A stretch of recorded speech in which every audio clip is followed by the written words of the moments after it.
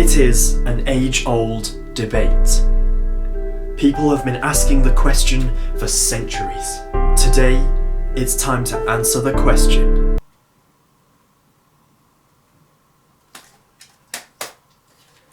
Why is my light not working? Sorry, that's not the age-old question. The age-old question is magic or cardistry. Now, as you may have seen in previous videos, I am absolutely hopeless at cardistry. It's like an on-running joke. I just seriously cannot do cardistry, no matter how hard I try. I've tried for many years to do the fancy flourishes, and honestly, it's just not for me. So the answer for me is magic over cardistry. However, I honestly have huge respect for anyone that can do cardistry. So by no means am I saying that magic is better than cardistry. I wouldn't say that. Both have good things about them, both have bad things about them. Today I'm going to be talking about those, but I am definitely not trying to change your mind. If you think cardistry is better, whatever works for you, there is no right answer to this question. However, it is interesting to look at the good and bad of both magic and cardistry. We will start with magic. One thing that magic definitely has over cardistry is popularity. You can't argue that more people know about magic than they do cardistry. If you say to someone, what is magic? They'll know what it is. If you say to someone, what is cardistry? Well, they might not know. The reason for this, however, is actually quite simple. Cardistry is a new art form. It's only been invented in the last 20 years or so, and so not many people will know about it because it's still progressing. You see a lot of magicians going on talent shows in the UK and America, however, you don't see many cardists, and honestly, I would really love if a cardist went on these talent shows and really spread the word about cardistry.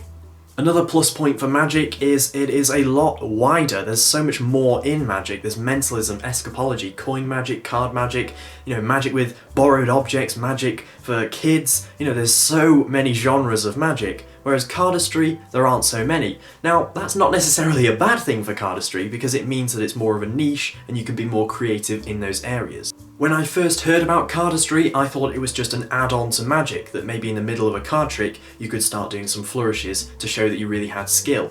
But now, the more I've been learning about cardistry and watching cardistry, it definitely stands as its own art form, and that is absolutely fantastic. And actually recently, I'll go and get my phone actually.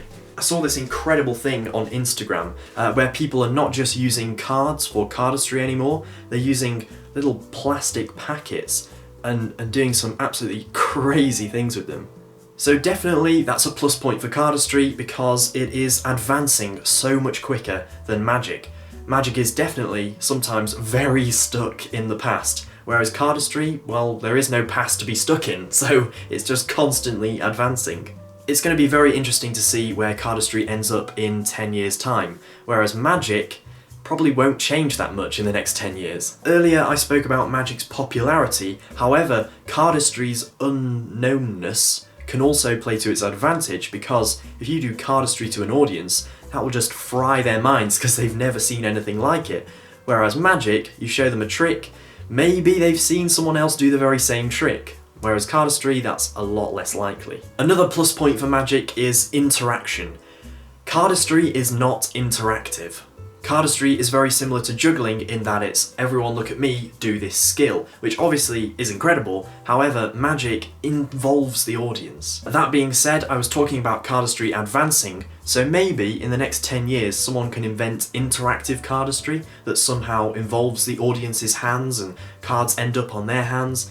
I don't know, cardistry, honestly, anything could happen. One of magic's major plus points, certainly for me, is the fact that you can weave a story into magic and you can make it incredibly meaningful. Now, again, who's to say cardistry can't be that? Of course it can. In the next 10 years, maybe people will start telling stories along with cardistry. I'm not taking sides and saying that magic is better, but just the way that it's worked, magic is definitely more popular and more well-known than cardistry. Some of the cardists in the business at the moment are so creative, coming up with amazing ideas. I mean, there's even something called Cardistry, where people like rip and bend and fold the cards and do cardistry with them then, like using how they've damaged the cards. That's incredibly creative. So, if more things like that come along, great, that'll definitely improve cardistry and make it stand on its own. It's a new art form, so there is a long way to go. However, for me, magic will always just be my thing. So yeah, who knows, maybe one day in the future there will be just as many cardistry shows as there are magic shows. There'll be cardistry TV programs maybe, who knows. I think that wraps up today's video, guys. It's been a bit of an interesting one, and sorry that this isn't a very long or in-depth video. I'm currently in the middle of some exams that I'm studying for, so those just have to take a little bit of priority. Also, didn't mention it, but thank you so much for the support on last week's video, which has got 6,500 views. Unbelievable support on that, thank you so much, and hello to everyone that's new. Really means a lot when people subscribe to the channel, and I'm just so glad that this audience, this little community, is growing. Let me know what you think of magic versus cardistry in the comments. I'll be replying to all of you that comment on this video. So yeah, I think that's everything. Make sure to click the thumbs up on your way out, and I will see you next Sunday for another video. Next week's video is a really good one. I hope you'll enjoy it. Yeah, see you then. Bye.